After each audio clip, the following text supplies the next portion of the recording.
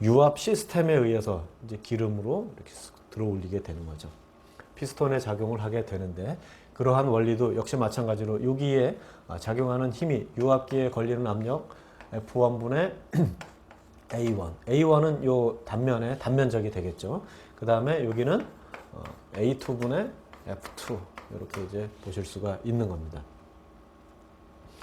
자, 그래서 이게 지금 단면적이 커지게 된 이 녀석이 지금 서로 스몰 p로 같다 이 말입니다. 네? 같게 되는 거죠. 그러면 A1분의 F1은 A2분의 F2로 우리가 써주실 수가 있어서 단면적이 커짐에 따라서 F2도 이제 커진다라고 볼 수가 있는 거죠. 이거를 간단하게 우리가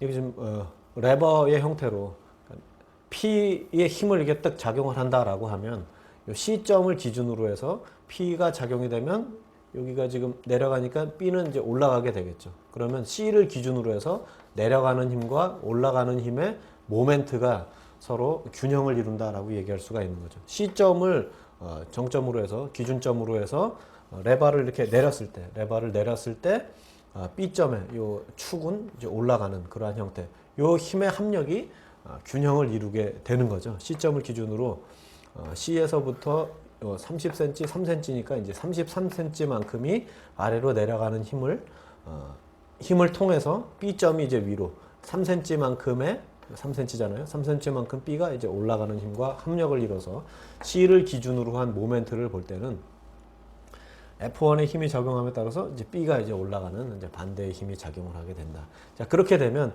그 힘을 통해서 이제 프레스로 이제 누르게 되는 거죠. 프레스로 여기 누르는 그런 유압이 발생을 해서 여기 마찬가지로 직경, 여기는 이제 5cm로 써놨는데, 이런 원리처럼 여기 마찬가지로 F2라는 힘이 작용을 하게 된다. 그렇죠? 여기에는 직경이 1.5cm였는데 대해서 얘는 직경 5cm. 그러니까 지금 여기서도 보면 A1분의 F1 이것이 A2분의 F2로 전달이 되게 되는데 그러면 이게 서로 P로 같다 이 말이죠. 그러면 P라고 하는 힘은 이게 지금 A1이 A2로 이제 감으로 인해서 A1이 A2로 변함으로 인해서 F1이 F2로 바뀐다. 그러니까 즉 뭐냐 하면 A1분의 A2에 대한 요 비율만큼의 변화가 요만큼의 변화가 F1과 F2만큼의 변화 비율과 이제 같은 이게 서로 이제 같다 이 말이에요. 그러니 지금 보면 이게 지금 관이다.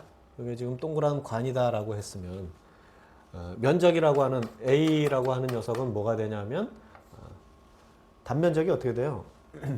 4분의 파이 D 제곱 이렇게 되겠죠. 4분의 파이 D 제곱. A2도 마찬가지로 4분의 파이 D 제곱입니다. 자, 그러면 A1분의 A2다라고 하는 녀석이 지금 작은 녀석이 큰 놈으로 올라갔다라고 하면 지금 작은 단면적이 큰 단면적으로 바뀌었다.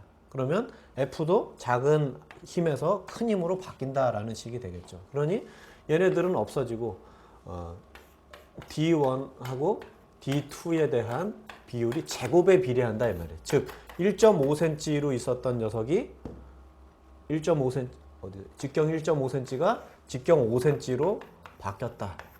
그러면 그거에 제곱으로 비례한다라고 했으니 3분의 355 3이 안 되는구나. 5로 나눠지면은 3이 되겠고 5로 하면 12. 3분의 10이죠. 3분의 10만큼의 제곱. 즉 한 3배의 제곱이니까 뭐 한 얼마입니까? 3배의 제곱이면 9배? 요 정도 되는 거죠. 9.99배인가요? 뭐 3.3 곱하기 3.3 하면 한 10이 넘는 건가죠? 그렇죠. 10이 넘는 거죠.